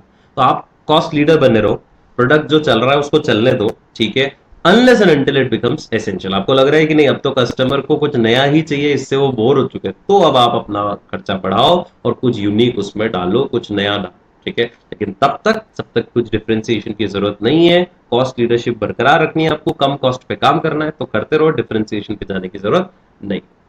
तो कॉस्ट लीडर बनने के लिए क्या क्या एक्शन, छोटे छोटे क्वेश्चन है, कॉस्ट लीडर बनने के लिए क्या एक्शन लोगे, फिर इसके एडवांटेज और फिर इसके डिसएडवांटेज, ये 3 क्वेश्चन ही इसमें काम है। ठीक है, बहुत इजी चैप्टर है। अब सो कॉस्ट लीडर बनने के लिए क्या क्या करना है? पहला ऑप्शन हमारे पास क्या है कि आप फोरकास्ट कर लो डिमांड को टाइम पे। ठीक है, दूसरा ऑप्टिमम यूटिलाइजेशन करो रिसोर्सेज का, संसाधनों का। तीसरा इकोनॉमीज ऑफ स्केल, मतलब बल्क में प्रोडक्शन करो। चौथा, प्रोडक्ट मास में जब बना रहे हो, बल्क में प्रोडक्शन कर रहे हो, स्टैंडर्ड तरीका रखो एक, तो बार बार मशीन में बदलाव नहीं आएगा, कॉस्ट वैसे ही कम हो जाएगी। कॉस्ट सेविंग टेक्नोलॉजी में या एडवांस टेक्नोलॉजी में पैसा लगाओ, ताकि पर यूनिट कॉस्ट फिर कम हो जाए। और फिर डिफरेंशिएशन पे मत जाओ जब तक कि वो जरूरी हो। ठीक है, तो इस कॉस्ट लीडरशिप से फायदा क्या मिला? 5 एंगल से फायदे दे रखे। राइवलरी में क्या फायदा मिला, मतलब दुश्मनी में क्या फायदा मिला? दुश्मनी में फायदा ये मिला कि आपको प्राइस वॉर करने की जरूरत नहीं पड़ेगी। क्यों? क्योंकि आप वैसे ही लो कॉस्ट पे काम कर रहे हो, तो आपको प्रॉफिट्स आराम से मिल रहे हैं। भाई आप वैसे भी लो कॉस्ट पे काम कर रहे हो, तो आपकी मार्जिन अच्छी खासी है। ठीक है, तो मान लो कॉम्पिटिटर के पास कोई कस्टमर चले भी गए, ठीक है, और उसने 1 आध रुपए कम कर भी दी, तो आपको टेंशन नहीं है ना, आपकी तो वैसे ही सबसे लोएस्ट है। जैसे आपकी 2 रुपए की कॉस्ट है, उसकी 5 रुपए की कॉस्ट है। ठीक है, फाइन। प्लस आप आपने मार्जिन, अब आपकी सेल प्राइस जो है वो कितनी है? 10 रुपए, और उसकी सेल प्राइस कितनी है? 12 रुपए। ठीक है, अब उसने 11 भी कर दी तो भी आपको क्या दिक्कत है? आप तो, आपकी तो अभी भी सबसे लोएस्ट ही है ना, है ना? तो कॉम्पिटिटर्स जो होंगे ना आपके दुश्मन, आपसे प्राइस वॉर नहीं करेंगे, क्योंकि आप वैसे ही इतने कम में बेच रहे हो कि वो बेचारे इतने नीचे आ ही नहीं सकते। ठीक है, तो क्या लिखा है? Competitors are likely to avoid a price war since the low cost firm, हमारी बात कर रहा है, हमारी firm will continue to earn profits after the competitors compete away their profit. उसने 1 रुपया कम कर भी दिया, 2 कस्टमर उसके पास चले भी गए, तो भी हमको बहुत ज्यादा फर्क नहीं पड़ेगा। प्लस वो हमारे से प्राइस वॉर नहीं करेगा, क्योंकि उसको मालूम है हमारी जितनी कम पे कॉस्ट पे वो काम कर ही नहीं सकता। 2 दिन कर भी लेगा तो 4 दिन बाद वापस हट जाएगा। ठीक है। दूसरा फायदा, बायर्स हमारे पास ही आएंगे, क्योंकि क्या हुआ भाई, बायर हमारे पास ही आएगा। और मान लो कोई बड़ा बायर भी है और वो हमसे बोलता है बार्गेन करो, हम बार्गेन करेंगे नहीं। मैं बोलूंगा क्या, कहीं और जाके ले लो। अब कहीं और जाके जब वो लेगा तो उसको महंगा ही पड़ेगा, क्योंकि सबसे लो कॉस्ट पे मैं ही दे रहा हूं उसको। तो बायर्स और customers would not be able to exploit the cost leader firm and will continue to buy its product. हमारे प्रोडक्ट वो खरीदते रहेंगे, हमसे ज्यादा वो बार्गेनिंग नहीं करेंगे। अगला, सप्लायर के एंगल से देखो तो cost leaders are able to absorb a greater price increase before it must raise the price to the customer. अब मान लो रॉ मटेरियल की प्राइस 1 रुपए बढ़ भी गई, मैं वैसे भी 10 रुपए, जैसे मेरे 2 रुपए कॉस्ट लग रही थी अभी, मैं कस्टमर से चार्ज कर रहा था 10 रुपए, तो 8 रुपए की मार्जिन मेरे पास वैसे भी थी। अब मान लो सप्लायर ने 1 रुपया बढ़ा भी दिया, तो मेरी कॉस्ट 3 रुपए हो गई। तो जरूरी नहीं कि मैं 11 रुपए कर दूंगा, मैं अभी भी 10 रुपए में बेच सकता हूँ। 1 रुपए का तो मैं खुद बियर कर लूंगा उस केस में। ठीक है। तो क्या बोल रहा है, कॉस्ट लीडर्स एब्जॉर्ब कर सकते हैं, प्राइस इंक्रीज हो भी गई तो भी वो खुद एब्जॉर्ब कर लेंगे before it raises the price to the customer. Customer को बढ़ा के नहीं देंगे, क्योंकि हम मार्केट में अभी अपनी लीडरशिप बरकरार रखना चाहते हैं, तो हम कस्टमर को बढ़ा के नहीं देंगे।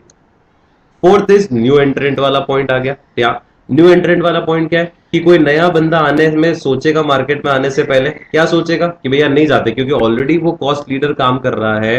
जैसे अपन ने अभी ऊपर पढ़ा था लास्ट लेक्चर में, क्या कि जब कोई बड़ा एंट्रेंट, कोई एग्जिस्टिंग बड़ा फॉर्म है और कोई नया एंट्रेंट है और उसको लग रहा है मार्केट में जाने से कोई सेंस ही नहीं है, क्यों, क्योंकि ऑलरेडी मार्केट में इतने कम प्राइस पे काम चल रहा है कि वो नया एंट्रेंट आने से पहले उसके लिए एक बैरियर खड़ा हो जाएगा, जो बैरियर्स टू एंट्री वाला पॉइंट अपन ने लास्ट लेक्चर में डिस्कस किया।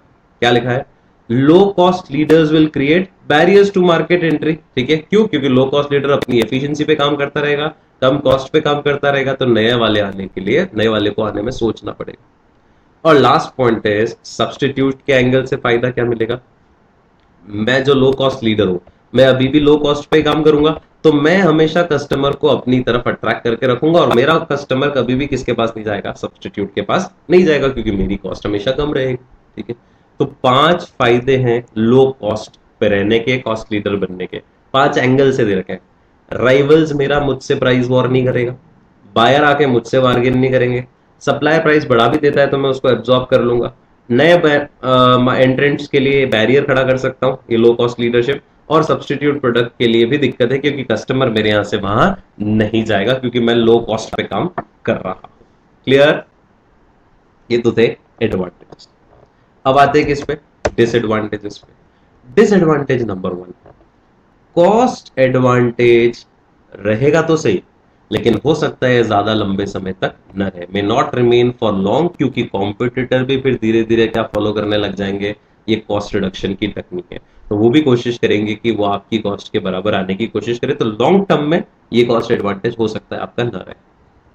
दूसरा दिक्कत, कॉस्ट लीडरशिप तभी मिल सकती है जब आपकी सेल्स वॉल्यूम हाई हो। भाई बना बना के रख तो दोगे, लेकिन बिक ही नहीं रहा है अगर वो प्रोडक्ट, ठीक है, सेल ही नहीं हो रहा है वो प्रोडक्ट, ठीक है, तो फिर आपका कॉस्ट कम करने का जो फायदा था, कि आप चाह रहे थे कि यार बल्क में प्रोडक्शन कर लेते तो पर यूनिट कॉस्ट कम हो जाए, लेकिन वो माल ही नहीं बिक रहा है, तो भारी दिक्कत हो जाएगी फिर उस केस में। तीसरी सिचुएशन, कॉस्ट लीडर जो है वो हमेशा क्या करता है, खर्चा कम करता है, क्योंकि कॉस्ट कम करनी है उसको। अब वो एडवर्टीजमेंट पे ज्यादा खर्च नहीं करेगा, वो रिसर्च पे ज्यादा खर्च नहीं करेगा, वो डेवलपमेंट पे ज्यादा नहीं खर्च करेगा, तो ये अच्छी बात तो है कि उससे उसकी कॉस्ट तो कम होगी, लेकिन ये अप्रोच लंबे समय में उसके लिए बहुत रिस्की हो सकती है, क्योंकि लंबे समय तक आप ये सारी चीजें नहीं करोगे, रिसर्च नहीं कर रहे हो, डेवलपमेंट नहीं कर रहे हो, एडवर्टाइजमेंट नहीं कर रहे हो, तो ये इश्यू आपके लिए भारी हो सकता है। और लास्ट पॉइंट है, टेक्नोलॉजी अगर चेंज हो गई, भाई आपने लगाया था पैसा एक्स टेक्नोलॉजी में और अब वाई आ गई 10 दिन बाद, तो आप कॉस्ट लीडर के लिए भारी दिक्कत है, क्योंकि उसने एक्स में पैसा लगा दिया, अब वाई आ गई और वाई और कम प्राइस पे मिल रही, सॉरी और कम कॉस्ट दे रही है, तो हो सकता है आपका दुश्मन वाई खरीद ले और उसकी कॉस्टिंग धीरे धीरे कम करने लग जाए, और आप एकदम से बदलाव नहीं कर सकते, क्योंकि आपने एक्स में 1 करोड़ 2 करोड़ रुपए की मशीन खरीदी थी, ठीक है, तो वो खर्चा ऑलरेडी आपका हो चुका था, तो ये भी एक दिक्कत है। तो 4 डिसएडवांटेज क्या थे कॉस्ट लीडर के, एक तो लंबे समय के लिए ये नहीं चल सकती क्योंकि लंबे समय में कॉम्पिटिटर भी ये कॉपी करेगा, first point. Second point, cost leader तभी हो सकता है जब सेल्स वॉल्यूम ज्यादा हो, तो जब सेल्स वॉल्यूम ज्यादा नहीं है तो भी ये दिक्कत है। थर्ड, खर्चा आप इन चीजों पे कम कर रहे हो तो लॉन्ग टर्म में ये बहुत नुकसानदायक हो सकती है। और टेक्नोलॉजी में बदलाव आ गया तो भी आपके लिए बहुत बड़ा खतरा है। क्लियर? ठीक है। So this was cost leader कैसे बन सकते हो, उसके क्या एडवांटेजेस होते हैं और उसके क्या डिसएडवांटेजेस। फाइन। अब मैं आता हूं सेकंड पॉइंट पे, जो कि है डिफरेंशिएशन। ठीक है। डिफरेंशिएशन में भी आप सीधे आ जाओ। चलो एक एग्जांपल मैं आपको बताता हूं, ये वाला। बस ये एक पॉइंट याद देख लेंगे, बाकी वही B1 B2 B3 देखेंगे। डिफरेंशिएशन कैसे हो सकता है? अब जैसे मैं कैसे अपने आप को डिफरेंशिएट कर सकता हूं अपने प्रोडक्ट को, जैसे एग्जांपल देखो, कार की एंगल से दे रखी, कार सुपीरियर सर्विसेज दो, स्पेयर पार्ट्स की अवेलेबिलिटी हमेशा दो, डिजाइन बहुत प्यारी बनाओ, प्रोडक्ट की परफॉर्मेंस बहुत अच्छी रखो, लाइफ अच्छी रखो, गैस पे भी चले तो माइलेज अच्छा हो, इजी टू यूज हो। ये अगर फीचर्स मेरे प्रोडक्ट में हुए, ये डिफरेंशिएटिंग फीचर्स मेरे प्रोडक्ट में हुए, तो कस्टमर, और मैं हाई प्राइस भी चार्ज कर सकता हूँ इस केस में अगर ये मैं सारी सुविधाएं दे रहा हूं उनको। ठीक है। तो ये डिफरेंशिएशन है एक लॉजिकल। मैं आ जाता हूँ नीचे सीधे। पहला आ रहा है B1, कैसे आप डिफरेंशिएट कर सकते हो अपने प्रोडक्ट को। कैसे आप डिफरेंशिएट कर सकते हो अपने प्रोडक्ट को? प्रोडक्ट को डिफरेंशिएट कर सकते हो, ये पॉसिबिलिटी। दूसरा डिफरेंशिएशन आपका हो सकता है प्राइस के एंगल से भी। ठीक है, कि आप डिमांड और सप्लाई के हिसाब से अपनी प्राइस एडजस्ट करो रेगुलरली। तो यार लोग कहेंगे यार ये बढ़िया कंपनी है जो जब मार्केट में मंदी होती है तब ये लोग ठीक कर देते हैं प्राइस, जब डिप्रेशन होता है तो ये वापस कम कर देते हैं प्राइस।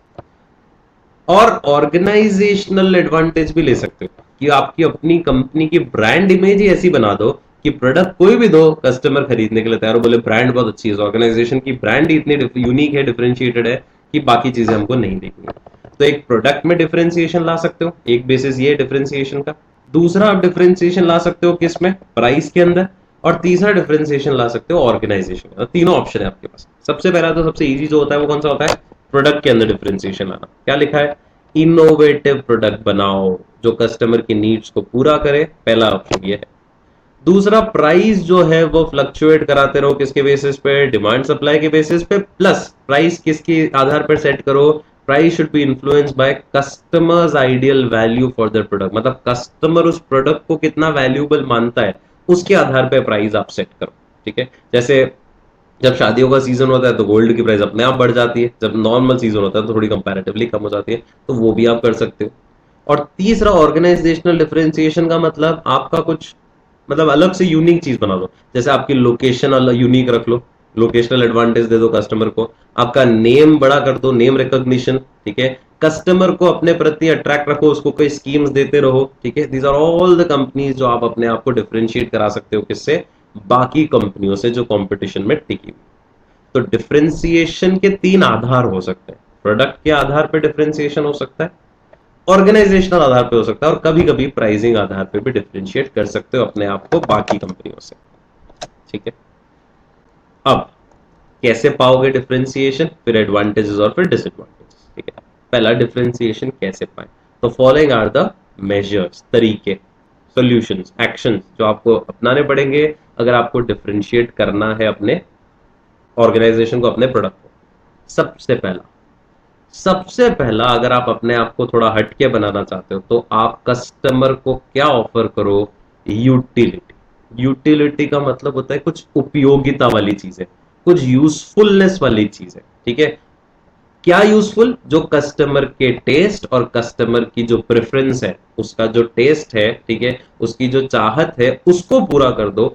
ऐसे फायदे, ऐसी प्रोडक्ट के अंदर ऐसी खूबी आप उसको दो, तो आपका प्रोडक्ट यूनिक रहेगा, डिफरेंशिएटेड रहेगा बाकियों से। दूसरा, एलिवेट करो। एलिवेट करो मतलब बढ़ाओ। क्या बढ़ाओ? परफॉर्मेंस ऑफ द प्रोडक्ट, मतलब प्रोडक्ट की परफॉर्मेंस को और बेटर करो। एलिवेट मतलब तो आपने एलिवेटर सुना होगा ना, लिफ्ट जो होती है वो ऊपर ही जाती है जनरली, एलिवेटर्स। ठीक है। तो नीचे से ऊपर पहुंचाने के लिए, ऊपर से नीचे लाने के लिए, तो यहाँ एलिवेट का मतलब है बढ़ाओ, प्रोडक्ट के अंदर खूबियों को और बढ़ाओ।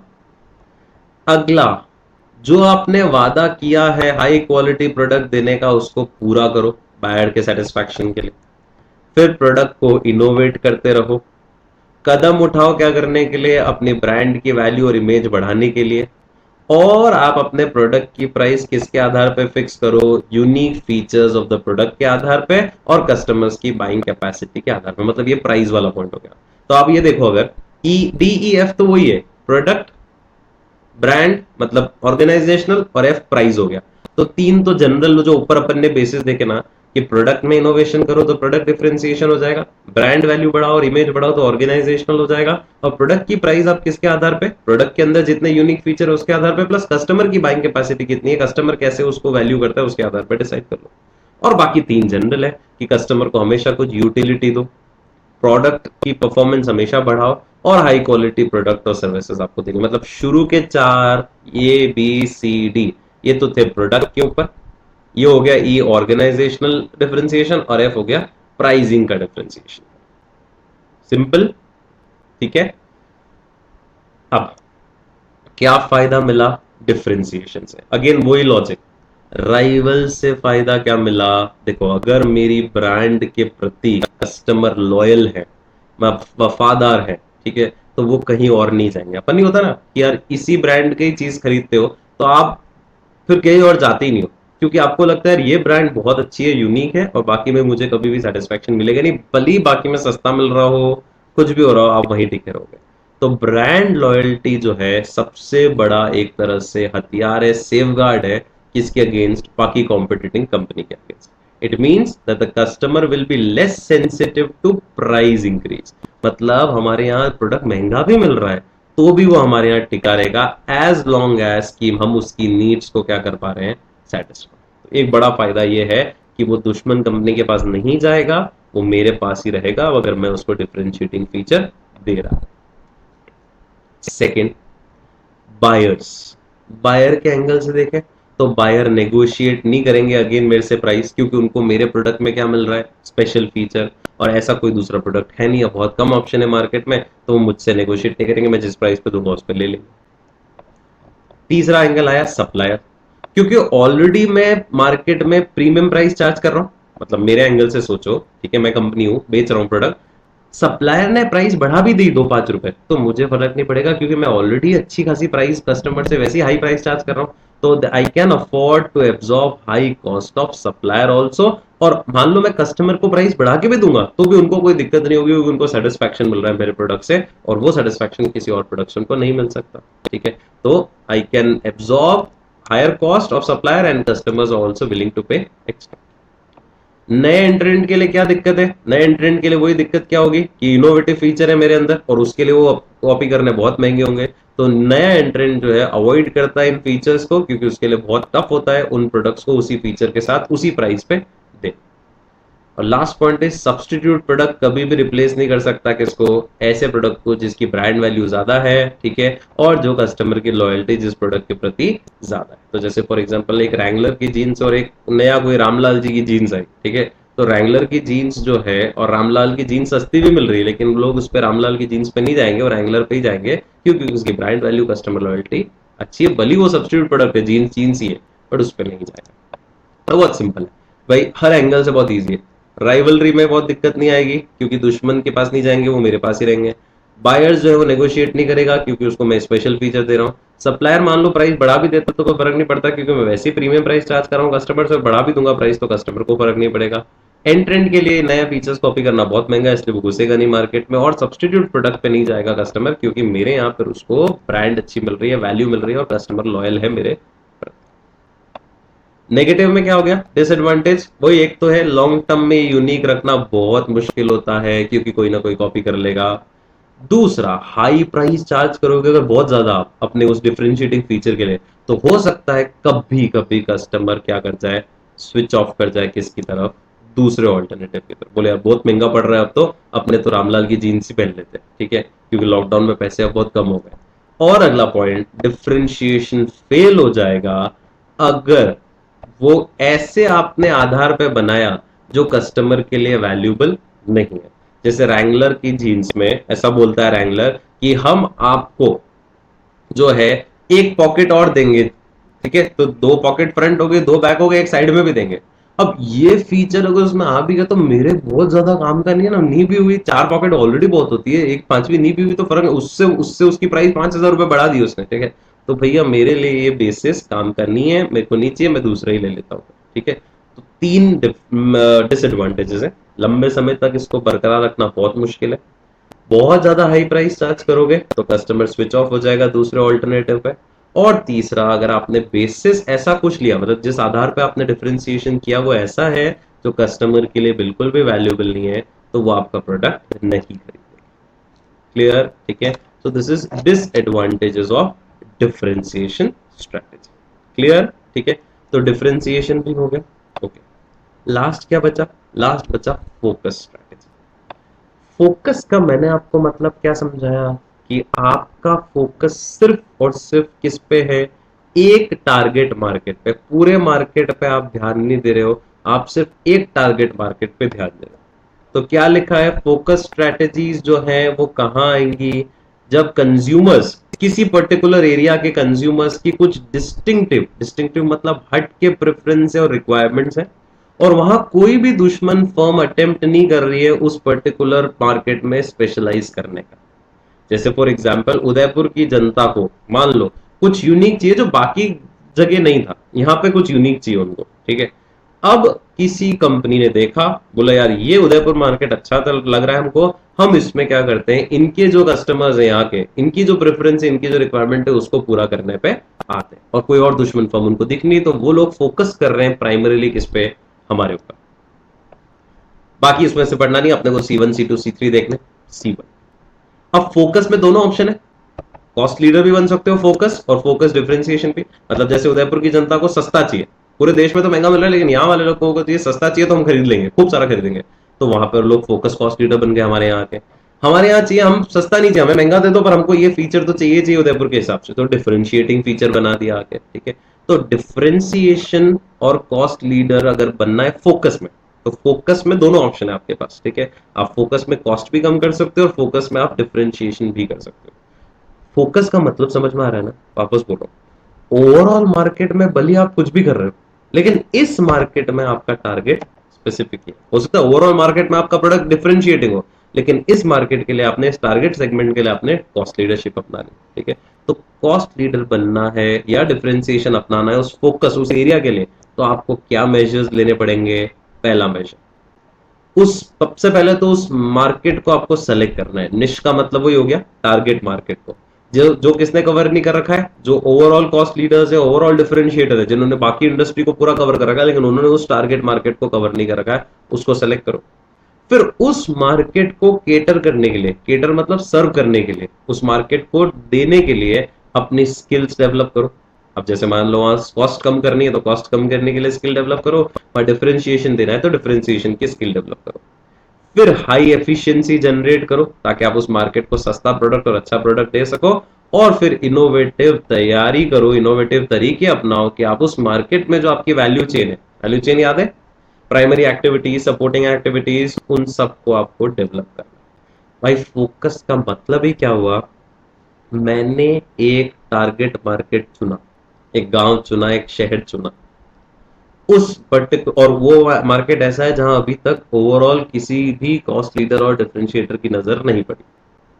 मैंने वो चुना, उस पर्टिकुलर मार्केट के लिए मैंने स्किल्स डेवलप करी, एफिशिएंसी डेवलप करी, और इनोवेटिव तैयारी करी उस मैनेज करने के लिए वैल्यू चेन। जैसे मैं आपको एग्जांपल दूं बालाजी का, लेज ही चलता था सालों से, बालाजी आया, उसने सबसे पहले कौन सी स्ट्रेटेजी अपनाई? फोकस। उसने फोकस स्ट्रेटेजी, फोकस में भी कौन सी थी उसकी? Cost leadership. कि भैया गुजरात के मार्केट से शुरू किया, और स्पेसिफिकली एक पर्टिकुलर एरिया से शुरू किया कि यहाँ हम सस्ता देख के देख लेते हैं, क्वांटिटी भी ज्यादा देता है वो, और प्राइस भी कम है कंपैरेटिवली लेस के, है ना?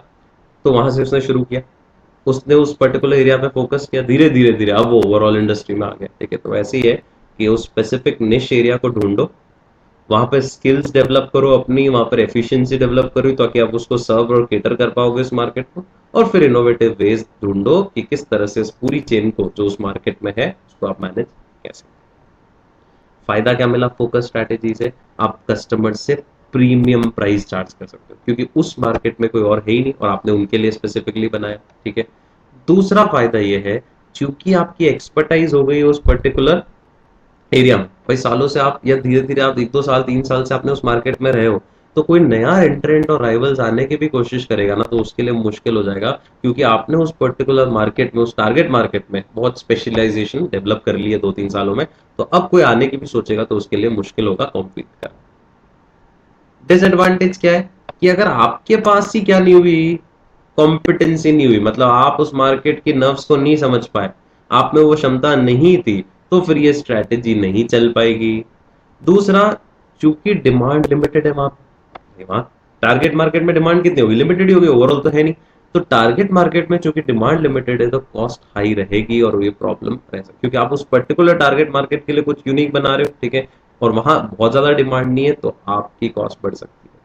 और लॉन्ग रन में ये टारगेट मार्केट क्या हो जाएगा, डिसअपियर कर जाएगा। क्यों डिसअपियर कर जाएगा, क्योंकि हो सकता है कि कोई नया कॉम्पिटिटर उस मार्केट में घुसने की कोशिश करे, ठीक है, और वो उस मार्केट की कॉम्पिटेंसीज को कॉपी करने की कोशिश करे। भाई मान लो लेस को पता चला कि यार बालाजी बहुत ज्यादा टारगेट कर रहा है इस मार्केट को, तो लेस ने भी अपना एक कुछ यूनिक बना दिया कि लेज गुजराती चिप्स, ठीक है, तो कुछ स्पेसिफिकली वहां के लिए उन्होंने डेवलप करना शुरू कर दिया, ठीक है। तो लॉन्ग रन में हो सकता है कि बड़े कॉम्पिटिटर्स जो है मार्केट के, वो भी आ जाएं उस एरिया में, बोले यार ये एरिया क्यों छोड़े अपन, और वो उस एरिया में आके और अपनी कॉम्पिटेंसीज, अपनी यूनिकनेस डेवलप करना शुरू कर। तो ये डिसएडवांटेज है किसका, फोकस स्ट्रेटेजी का, कि फर्म जिसमें यूनिक कॉम्पिटेंसीज नहीं है वो नहीं टिक पाएंगी। चूंकि डिमांड लिमिटेड है उस फोकस एरिया में, तो कॉस्ट जो है वो हाई रहती है, और लॉन्ग रन में निश खत्म हो जाएगा, या वो टेक ओवर कर लेगा कौन, large competitor, by acquiring that same competency, ठीक है। So these are disadvantages of focus strategy. आया समझ? And the last topic, and the last topic is best cost provider strategy. Now what do you mean by best cost provider strategy? ये एक नया model है जो कि develop हुआ है बाकी जो 3 अपन ने अभी पढ़ी ना जेनरिक स्ट्रैटेजी उससे, मतलब कॉस्ट लीडर, डिफरेंशिएशन और फोकस, इन तीनों से मिल के डेवलप हुई। मैं आपको पहले डायग्राम बताता हूं, फिर मैं लैंग्वेज पे लाता हूं वापस आपको। देखो ये क्या था, ब्रॉड मार्केट पे आप फोकस कर रहे हो मतलब कॉस्ट लीडर, ब्रॉड मार्केट में आप यूनिक बना रहे हो मतलब डिफरेंशिएशन, फोकस और फोकस, ये 4 पहले भी डायग्राम देखे थे। इन सब के बीच की स्ट्रेटेजी है best cost provider. Best cost कम प्रोवाइडर, मतलब आपको, मतलब बेस्ट कॉस्ट प्रोवाइडर मतलब क्या हो गया, बेस्ट कॉस्ट प्रोवाइडर का मतलब हो गया आप जो दे रहे हो प्रोडक्ट वो सस्ता भी है और अच्छा भी है। बाकी अभी तक क्या पढ़ा था, लो कॉस्ट करोगे तो सस्ता मिल रहा है पर अच्छा नहीं होगा, डिफरेंशिएशन करोगे तो अच्छा होगा लेकिन सस्ता नहीं होगा, ठीक है, ये दो में ये था। और फोकस में भी लॉजिक तो वही था, फोकस में एरिया कम होगा लेकिन होगा तो कॉस्ट या फिर डिफरेंशिएशन पे। ये कहता है प्राइस भी कम दे दो और फीचर भी अच्छे दे दो, मिक्स करके बनाए। तो क्या बोल रहा है लैंग्वेज देखो, the new model of best cost provider strategies of further development of above 3 strategies and it is directed towards, main focus क्या है, giving the customers more value for money, मतलब जितना वो पैसा दे रहे हैं उतनी उनको वैल्यू मिलनी चाहिए। वैल्यू फॉर मनी मतलब मैं जितना खर्चा कर रहा हूं कस्टमर, वो कह रहा है कस्टमर मेरे को उतनी तो वैल्यू दो। जबकि कॉस्ट लीडरशिप में क्या हो रहा था, प्राइस कम चार्ज कर रहे हो तो माल भी हल्का दे रहे हो उसको, डिफरेंशिएशन में प्राइस बहुत चार्ज कर रहे हो उसके अकॉर्डिंगली थोड़ा माल दे रहे हो, अच्छा दे रहे हो, पर बहुत अच्छा, इतना जितना प्राइस दे रहा हूं मैं उतना तो नहीं दे रहे हो। और तीसरा ये जो बेस्ट कॉस्ट प्रोवाइडर है बोला है giving the customer more value for money, कैसे, बाय एम्फेसाइजिंग, किस पे फोकस करके, दोनों चीजों पे, कॉस्ट भी कम करनी है और अपस्केल मतलब डिफरेंशिएटिंग फीचर भी बढ़ा के देने।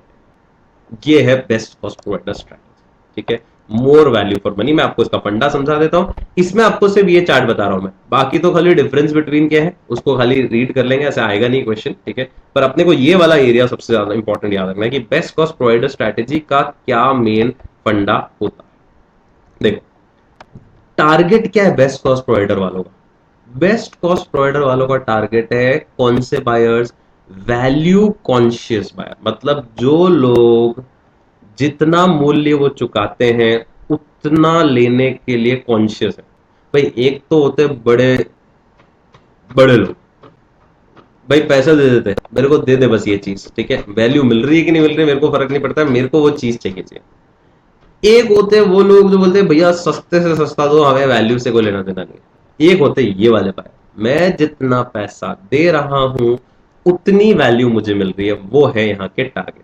जबकि इनके टारगेट आपने देखा लो कॉस्ट प्रोवाइडर के कौन है, पूरा मार्केट ब्रॉड वाला, ब्रॉड डिफरेंशिएशन वालों के लिए ब्रॉड और फोकस वालों के लिए नैरो मार्केट है। जबकि इनके बायर्स कौन है, ना ब्रॉड ना नैरो, इनके बायर्स हैं जो भी वैल्यू के प्रति कॉन्शियस है, सतर्क हैं, वो बायर्स हमारे टारगेट। इसको कॉस्ट एडवांटेज कैसे मिलेगा, ये बेस्ट कॉस्ट प्रोवाइडर वाले क्या दे रहे हैं, वैल्यू फॉर मनी, मतलब जितना पैसा खर्च कर रहा है कस्टमर उससे ज्यादा उसको वैल्यू दे रहे हैं। जबकि इनमें अपन ने देखा था लो कॉस्ट वाले में लो कॉस्ट फायदा, कॉम्पिटेटिव एडवांटेज मिलता है। डिफरेंशिएशन में, डिफरेंशिएशन मतलब कुछ यूनिक दे रहे हो, और इसमें दोनों ही हो गए कि लो कॉस्ट दे रहे हो या स्पेशल कुछ दे रहे हो टारगेट मार्केट को। अपने को मेनली इसको ही ध्यान रखना है। तो यहां कॉम्पिटेटिव एडवांटेज कैसे मिल रहा है, मोर वैल्यू फॉर मनी से। तीसरा, यहां मुख्य फोकस क्या रहेगा आपका इस बेस्ट कॉस्ट प्रोवाइडर में, सुनना, या तो हम हमारे प्रोडक्ट की प्राइस कम कर दे और फीचर्स वही दे जो हमारा दुश्मन दे रहा है, नंबर एक ऑप्शन ये है, ठीक है। नंबर दो, या फिर प्राइस वही रखें और फीचर ज्यादा अच्छे दे दे जो हमारा कॉम्पिटिटर दे रहा है, तो इससे अपने आप वैल्यू फॉर मनी ज्यादा मिल रही है। भाई दो ऑप्शन है, या तो प्राइस सेम रखो किसके, दुश्मन जैसी, और फायदा थोड़ा बढ़ा के दे दो, फीचर ज्यादा दे दो, या फीचर सेम रखो और प्राइस क्या कर दो, कम कर दो, तो कस्टमर हमारे पास ही आएगा, उसको वैल्यू फॉर मनी ज्यादा मिलेगा, ठीक है। नेक्स्ट, इस स्ट्रेटेजी को अगर सस्टेन रखना है, सस्टेन मतलब बरकरार रखना है, तो कुछ नहीं करना है, आपको अपनी एक्सपर्टाइज, आपको अपनी जो यूनिक क्षमता है, ठीक है, एक्सपर्टाइज है वो बनाए रखनी है। क्या एक्सपर्टाइज, दोनों चीजों में, कॉस्ट भी क्या रखनी है डाउन और फीचर्स भी क्या करने हैं, बढ़ाने, अपस्केल करके रखने हैं। एट्रीब्यूट्स मतलब फीचर्स ही हो गए एक तरह से, वो बढ़ा के रखना। तो दोनों चीजें अगर आप कर पाए, कॉस्ट भी कम कर पाए और फीचर्स भी अच्छे दे पाए, तो आपकी एक्सपर्टाइज डेवलप हो जाए, स्ट्रैटेजी अगर बनाए रखनी। नेक्स्ट, आपकी प्रोडक्ट लाइन क्या होगी, मतलब कितने प्रोडक्ट दोगे, तो आप यहां पर ना मल्टीपल प्रोडक्ट बनाना, गुड से लेके एक्सीलेंट फीचर वाले प्रोडक्ट बनाना, भाई सबकी प्राइस अलग अलग रखना, ठीक है। और सवरल मतलब बहुत कुछ से लेके और बहुत सारे अपस्केल फीचर रखना। तो हर कैटेगरी, जैसे आपने देखा होगा डेयरी मिल्क में हर कैटेगरी क्या आती है, normal dairy milk, fruit and nut, silk, crunchy, सारे फीचर्स की दे दी और सबकी प्राइस अलग अलग कर दी, भाई जिसको जितनी वैल्यू चाहिए, ठीक है, उतना वो आप खरीद लो, है ना। तो गुड से लेके एक्सीलेंट, अच्छे से लेके मतलब एक्सीलेंट, और कुछ से लेके बहुत सारे फीचर्स आप अपने प्रोडक्ट में डालोगे, आपकी प्रोडक्ट लाइन बड़ी होगी आप। और लास्ट में आपका वापस वही एम्फेसिस किसके ऊपर है, भैया मैं इनकॉर्पोरेट करूं, डालूं, अपस्केल फीचर्स भी डालूं, ठीक है, अपस्केल एट्रीब्यूट्स भी डालूं और कॉस्ट भी क्या रखूं, कम रखूं, मेरा टारगेट ये। तो बेस्ट कॉस्ट प्रोवाइडर स्ट्रैटेजी वालों के एक तरह से फीचर देख लो कितने हैं, 6।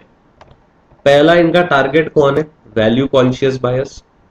दूसरा इनका कॉम्पिटेटिव एडवांटेज कैसे मिलता है उनको, मोर वैल्यू फॉर मनी देके, ठीक है।